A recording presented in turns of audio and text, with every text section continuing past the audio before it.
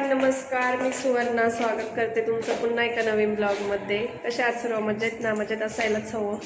आणि आलेला आहे सासूबाई. हाय करा. सासूबाई पण आपल्याला हाय करताय.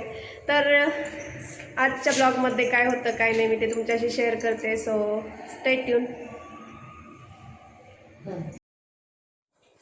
तर बालाजीला गेलेले होते अमित. तर 4-5 दिवसापूर्वी गेलेले होते. ते यायचे होते म्हणून सकाळी लवकर उठले, कारण त्यांचे पाय वगैरे पण धुवायचे होते आल्यावरती.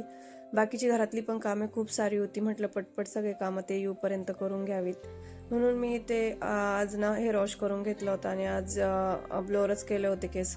कारण मी तसे सुकून घेतले होते पण एवढे काही सुकले नव्हते, कारण मला खाली ऑर्डर टाकायला पण जायचं होतं. आज काय मी आज सकाळपासून काय मेडिकलला गेलेलीच नव्हती. तर म्हटलं पहिले लवकर आपण केस सुकून घेऊया आणि मग खाली जाऊया, म्हणजे एवढे काय ओले राहणार नाही. तर तेच करून घेतलं. त्यानंतर आम्ही मेडिकलला निघालो होतो. मी आणि भाभी दोघी सोबतच चाललो होतो. भाभीला म्हटलं चला आपण जाऊया, थोडंसं तेवढंच खाली जाऊन येऊया, कारण आज दिवसभर आम्ही खाली गेलेलोच नव्हतो. तर मी त्यांना पण खाली घेऊन आले. आज काय फक्त मला ऑर्डर टाकायची होती. आणि जे माझे कानातले होते ना न्यू, ते हे वाले होते, जे की मी मागे केलेले बट कधी घातलेच नाही. तर फायनली अमित आले होते आणि मी त्यांचे पाय धुवायला घेतले होते. आता इथे शूट करायला दुसऱ्यांकडे कॅमेरा होता, त्यामुळे काही एवढं प्रॉपर त्यांना शूट करता आलं नाही, बट जेवढं जमलं तेवढं त्यांनी केलं. इथे मी त्यांचे पाय धुवून घेतले आणि त्यांच्या पायाची पण पूजा करून घेतली. आपलं हळद कुंकू लावून घेतलं.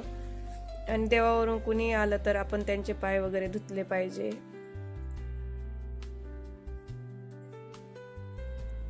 त्यानंतर त्यांचं छान असं औक्षण पण मी करून घेतलं.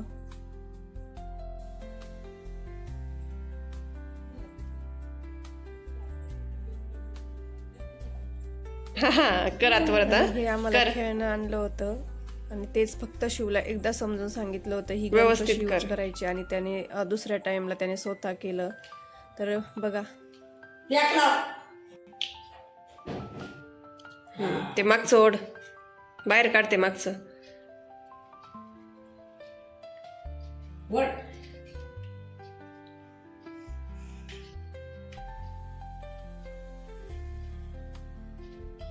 ओढ ना, ओढ, आणखीन ओढ ना, कर दाब.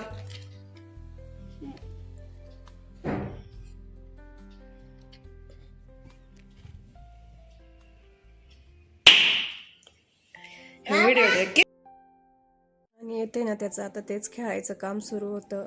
हे खेळणं आणलं पण आता किती दिवस टिकेल त्याची काही गॅरंटी नाहीये. टिकलं तर खूप दिवस पण जाऊ शकतं, नाही तर याचा कार्यक्रम उद्या सुद्धा होऊ शकतो. बघूया आता किती दिवस जातं ते. आणि आता त्यात सोबत ज्या गोळ्या आल्या होत्या ना त्या लावून गन चालवायचं काम सुरू होतं. तर बघूया कसा खेळतो.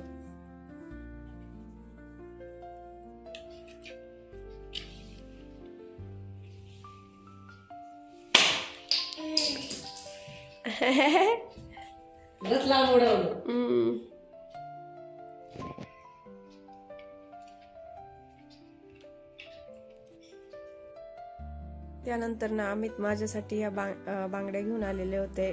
खूप भारी होत्या, मस्त वाटत होत्या, कारण अशा म्हणजे या डिझाईन मधल्या बँगल्स माझ्याकडे नव्हत्या पण, आणि घातल्यावर खरंच छान दिसत होत्या. आणि न सांगता जेव्हा नवरा अशा काही गोष्टी आणतो ना तेव्हाचं फिलिंग खरंच काहीतरी वेगळंच असतं. तर झालं बाकीचं सगळं, बँगल्स वगैरे ट्राय करून झाले. आता म्हटलं चला सासूबाई आणि सासरे बुवांसाठी चहा टाकूया. तर येथे मी त्यांच्यासाठी चहा टाकला होता आणि थोडासा मी पण घेतला होता.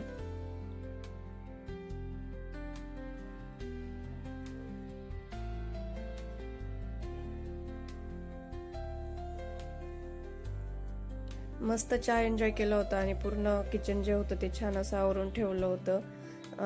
मी तर दिवसातून 2 वेळा किचन मला धुतल्याशिवाय होतच नाही. सो छान असं किचन पण मी क्लीन करून ठेवलं होतं. आता आबान भाभी जाणार होते, ते कोमलकडनं तसेच घरी जाणार होते. त्यानंतर खाली जायच्या अगोदर दिवाबत्ती करून घेतली होती संध्याकाळची.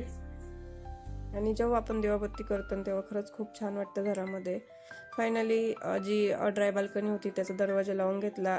आठवणीने चावी हातामध्ये घेतली आणि बाहेरची पण दिवाबत्ती करून घेतलेली होती. आणि खालून कॉल आला की जी गन होती ना ती खाली घेऊन ये म्हणून.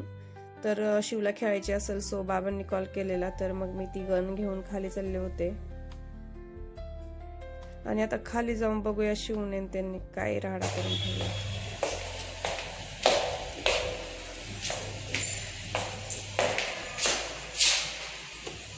आणि आता घरातल्या ऑलमोस्ट सगळ्या गोष्टी आवरल्या आणि मी परत निघले मेडिकलला. Work is work, duty is duty. Already आज आमचे बाबा आहेत, कारण ते आजच आले, त्याच्यामुळे ते आहे आत्ता मेडिकलला. एवढं काही लोड नव्हतं, त्यामुळे थोडं निवांत आवरलं.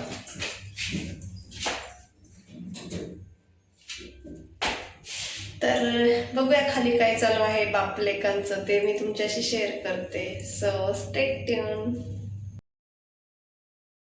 आणि खाली येऊन बघितलं तर हे दोघं तर दरवाजात उभे राहून माझीच वाट बघत होते. तर आले होते मेडिकलला आणि बघू आता यांनी काय करून ठेवलंय कुटाणा. कारण शिव जेव्हा मेडिकलला असतो ना, तेव्हा भयंकर राडा करून ठेवत असतो मेडिकलमध्ये, तुम्ही बघू शकता.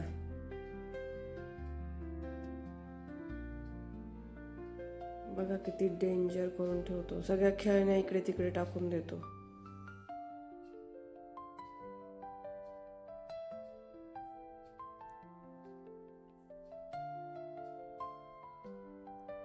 आणि त्यानंतर जी गन आणली होती ना एक मोठीवाली, ही नसल मी दाखवली नव्हती, तर ती 24 आवर्सच्या अगोदरच तोडून टाकली. म्हणजे आणून 24 तास झाले नव्हते, लगेच एक एक खेळणी तोडायला सुरुवात केली होती त्याने.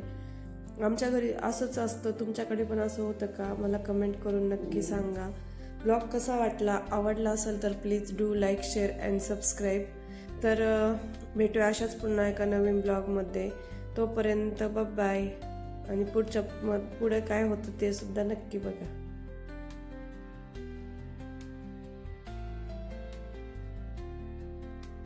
आणि आपण जे काही ही जी ग्रीनरी वगैरे असते ना, हे बघण्यासाठी आपण कोकणात जातो, बट ही ग्रीनरी तर आपल्या इकडेच आहे.